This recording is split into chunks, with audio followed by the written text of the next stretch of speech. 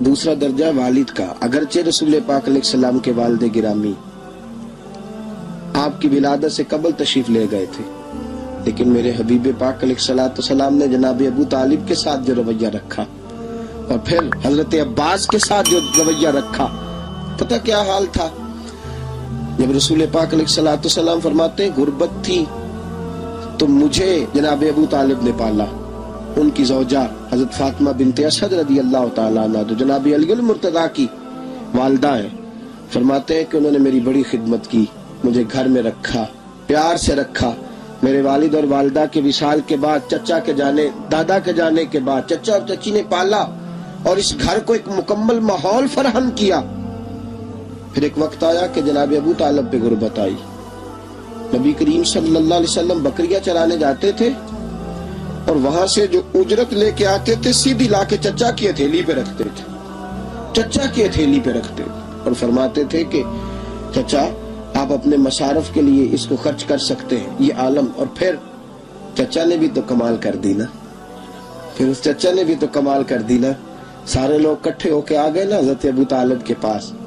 اور آ کے کہا کہ جناب اپنے بھتیجے کو منع کیجئے ورنہ ساری برادری آپ کی مخالفت کرے گی، حد ہو گئی، اب حد ہو گئی، اب ساری ان سے کہیے کہ انہیں دولت چاہیے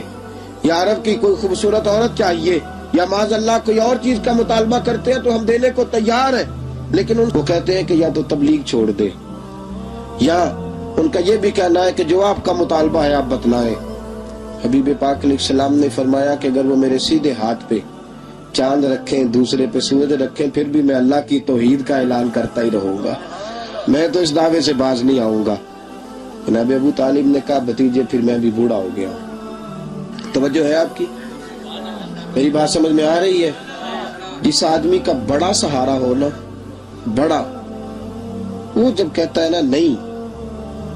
بندہ کی نا کچھ امیدیں وابستہ ہوتی ہیں کچھ لوگوں کے ساتھ، وہ ایک دو چار لوگوں کو کام کہتے ہیں، پھر انہیں پتا ہوتا ہے کہ فلاں آدمی سے میری امید وابستہ ہے، وہ کبھی نہیں جائے گا۔ جب ابو طالب نے کہا نا کہ میں پھر بوڑھا ہو گیا ہوں، تو اللہ کے حبیب اٹھے، حضور سید عالم صلی اللہ علیہ وسلم کی مقدس آنکھوں میں آنسو ہے، گویا حضور فرما رہے ہیں کہ چچا باپ کا الفت بھائی کی نہیں کرتا جائیداد کے تنازع میں جتنی بھتیجے اٹھ کے کرتے۔ جناب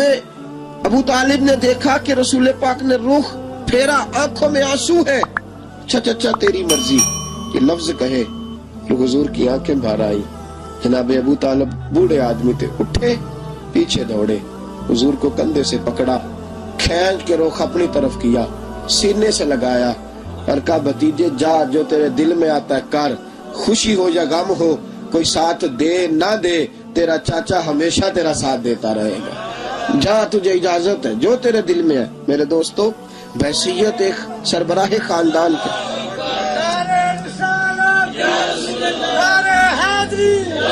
اب ان رشتوں کا تقدس، اور پھر جب جناب ابو طالب کا وصال ہوا اور جناب خطیۃ الکبریٰ بھی اسی سال میں گئی تو عام الحزن کہا یہ غم کا سال ہے، یہ غم کا سال۔